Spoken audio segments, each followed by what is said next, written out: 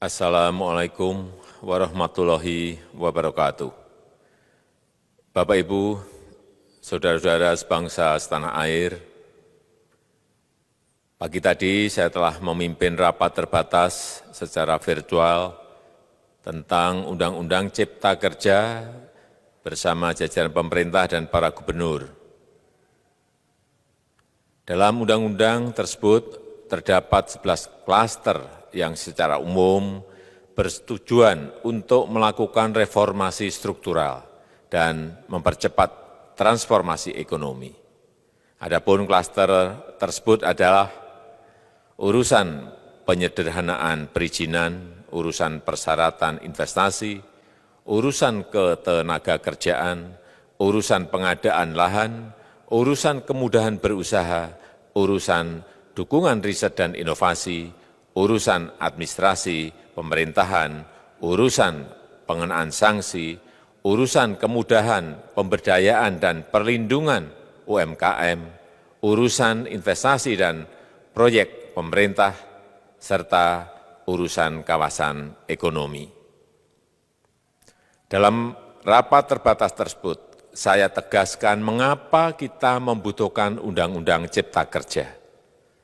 Pertama, setiap tahun ada sekitar 2,9 juta penduduk usia kerja baru, anak muda yang masuk ke pasar kerja, sehingga kebutuhan atas lapangan kerja baru sangat-sangat mendesak. Apalagi di tengah pandemi, terdapat kurang lebih 6,9 juta pengangguran dan 3,5 juta pekerja terdampak pandemi COVID-19.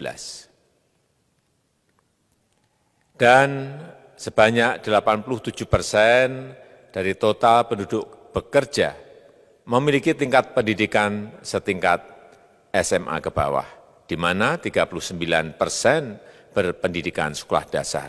Sehingga perlu mendorong penciptaan lapangan kerja baru, khususnya di sektor padat karya. Jadi, Undang-Undang Cipta Kerja bertujuan untuk menyediakan lapangan kerja sebanyak-banyaknya bagi para pencari kerja serta para pengangguran. Kedua, dengan Undang-Undang Cipta Kerja akan memudahkan masyarakat, khususnya usaha mikro kecil, untuk membuka usaha baru. Regulasi yang tumpang tindih dan prosedur yang rumit dipangkas. Perizinan usaha untuk usaha mikro kecil (UMK) tidak diperlukan lagi, hanya pendaftaran saja. Sangat simpel. Pembentukan PT atau perseroan terbatas juga dipermudah. Tidak ada lagi pembatasan modal minimum. Pembentukan koperasi juga dipermudah. Jumlahnya hanya 9 orang saja. Koperasi sudah bisa dibentuk. Kita harapkan akan semakin banyak koperasi-koperasi di tanah air. UMK, usaha mikro kecil yang bergerak di sektor makanan dan minuman. Sertifikasi halalnya dibiayai pemerintah, artinya gratis.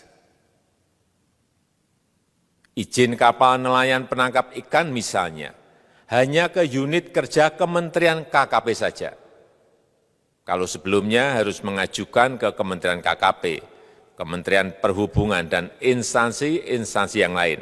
Sekarang ini cukup dari unit di Kementerian KKP saja. Ketiga, Undang-Undang Cipta Kerja ini akan mendukung upaya pencegahan dan pemberantasan korupsi.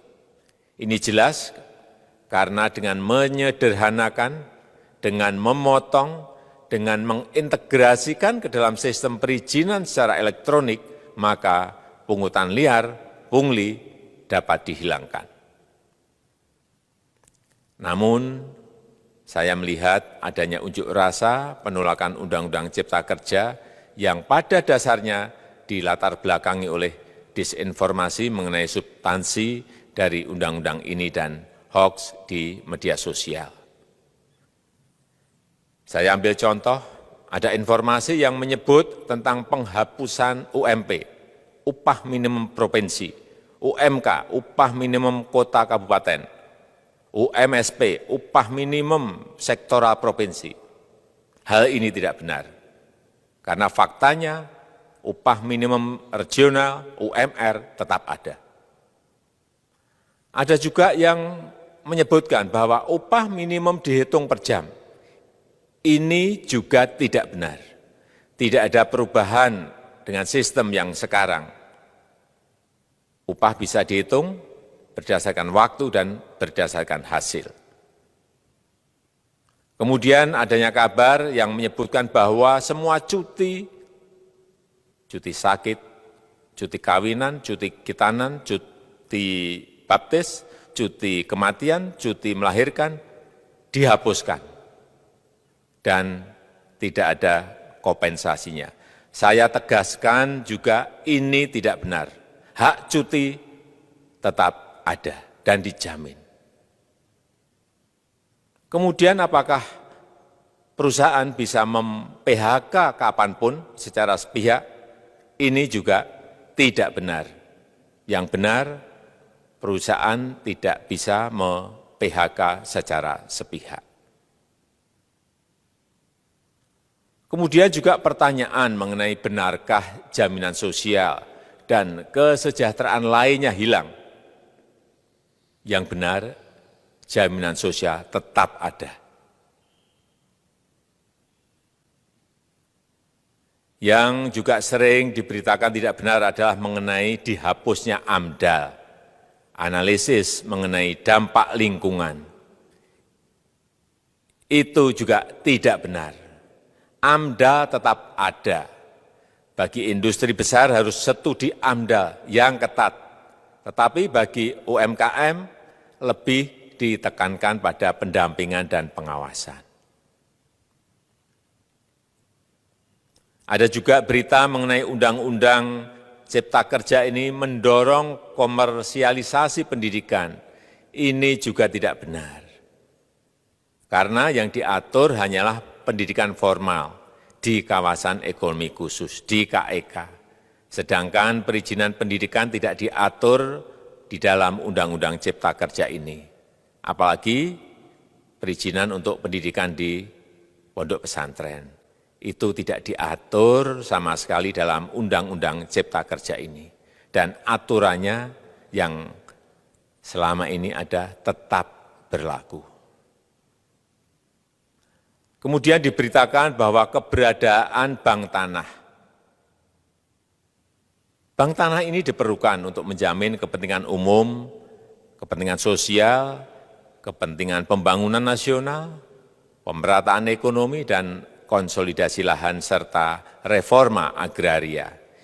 Ini sangat penting untuk menjamin akses masyarakat terhadap kepemilikan tanah, kepemilikan lahan, dan kita selama ini tidak memiliki bank tanah. Saya tegaskan juga bahwa Undang-Undang Cipta Kerja ini tidak melakukan resentralisasi kewenangan dari pemerintah daerah ke pemerintah pusat. Tidak ada. Perizinan berusaha dan pengawasannya tetap dilakukan oleh pemerintah daerah sesuai dengan NSPK, norma, standar, prosedur, dan kriteria yang ditetapkan pemerintah pusat. Ini agar dapat tercipta standar pelayanan yang baik di seluruh daerah. Dan penetapan NSPK ini dapat nanti akan diatur di dalam PP atau peraturan pemerintah. Selain itu, kewenangan perizinan untuk non-perizinan berusaha tetap ada di Pemda, sehingga tidak ada perubahan. Bahkan kita melakukan penyederhanaan, melakukan standarisasi jenis dan prosedur berusaha di daerah. Dan perizinan berusaha di daerah diberikan batas waktu. Ini yang penting di sini. Jadi ada service level of agreement. Permohonan perizinan dianggap disetujui bila batas waktu telah terlewati. Saya perlu tegaskan pula bahwa Undang-Undang Cipta Kerja ini memerlukan banyak sekali peraturan pemerintah atau PP dan peraturan presiden atau Perpres. Jadi setelah ini akan muncul PP dan Perpres yang akan kita selesaikan paling lambat 3 bulan setelah diundangkan. Kita pemerintah membuka dan mengundang masukan-masukan dari masyarakat dan masih terbuka usulan-usulan dan masukan dari daerah-daerah. Pemerintah berkeyakinan melalui Undang-Undang Cipta Kerja ini jutaan pekerja dapat memperbaiki kehidupannya dan juga penghidupan bagi keluarga mereka. Dan kalau masih ada, jika masih ada ketidakpuasan terhadap Undang-Undang Cipta Kerja ini, silahkan mengajukan uji materi atau judicial review melalui MK, Mahkamah Konstitusi. Sistem ketatanegaraan kita memang mengatakan seperti itu. Jadi, kalau masih ada yang tidak puas dan menolak, silahkan diajukan uji materi ke MK. Saya rasa itu yang bisa saya sampaikan pada kesempatan yang baik ini. Terima kasih. Wassalamualaikum warahmatullahi wabarakatuh.